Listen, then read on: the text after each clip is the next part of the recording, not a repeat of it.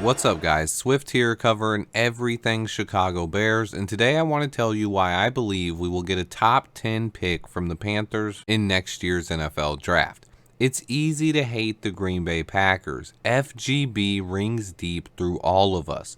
But as we head towards the 2023 season, there's another team that fans should be rooting against all year long. That team is the Carolina Panthers. Unlike the Packers, we don't have any reasons to hate the Panthers.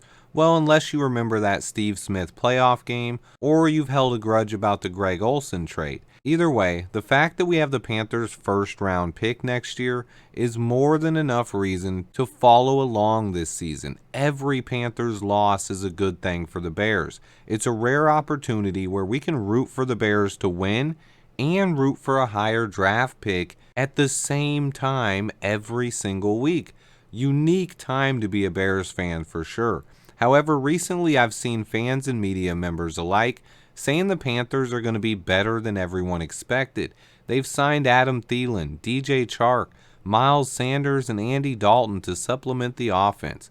Pardon me if I'm not too excited, but they're still going to be taking a rookie quarterback number 1 overall. Throughout NFL history, only one QB that's went number 1 overall had a winning record his rookie season. That guy was Andrew Luck, but he had extremely unique circumstances. Let's take a look at the past number 1 overall picks at quarterback and how their teams have fared during their rookie season. Joe Burrow's a stud, right? He won 2 games as a rookie. Trevor Lawrence went 3-14. Matthew Stafford was 2-8. Eli Manning was 1-6. David Carr went 4-12.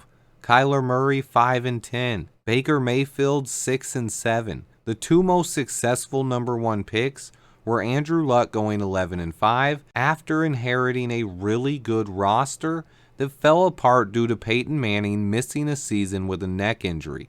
This was a very rare circumstance. And then you got Cam Newton going 6-10. So even if you go with an optimistic approach, like the Panthers' last number 1 pick, they went 6-10 that year. And if they only win 6 games this year, it's pretty much a lock to be a top 10 pick in next year's draft. Rookie quarterbacks simply don't win much in the NFL, but we're talking specifically about number 1 picks at quarterback, so Ben Roethlisberger doesn't count before you comment that. Whoever the Panthers select is not entering some powerhouse situation. They are entering a roster that is at best mid in terms of NFL talent and will have either Andy Dalton or a rookie starting at quarterback. Those signs point to a top 10 pick if you ask me. Also, if you want to think they're going to start Andy Dalton instead, let's check Dalton's record the last 5 years playing on more talented offenses than what the Panthers are going to have this year.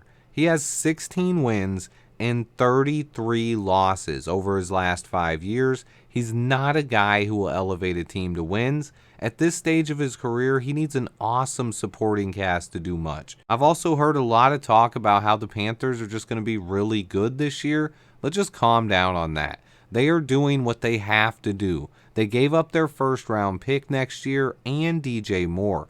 So they are under a lot of pressure to add talent around the incoming number 1 pick. They've signed Andy Dalton, Miles Sanders, Adam Thielen, DJ Chark, and Hayden Hurst. I'm sorry, but that's the makings of a bottom-of-the-league offense, even if those guys stay healthy. All 5 of those players that they just brought in have had significant injury concerns. I don't think there's any way that all 5 of them stay healthy all year long. We are still in a great position to get a top 10 pick next year from the Panthers. When we finally do get to the 2023 season, remember this though. For this year only, it's not only FGB, but also FCP.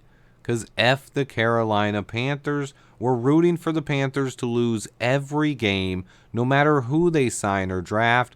We want them to be awful, period. Yes, they're making some moves in free agency, but look at all those players I just mentioned. Who really scares you? Stay tuned, guys. I have more All-22 breakdowns coming soon, as well as NFL Draft positional ranking videos with player breakdowns. Remember to hit that like button for me. And until next time, bear down.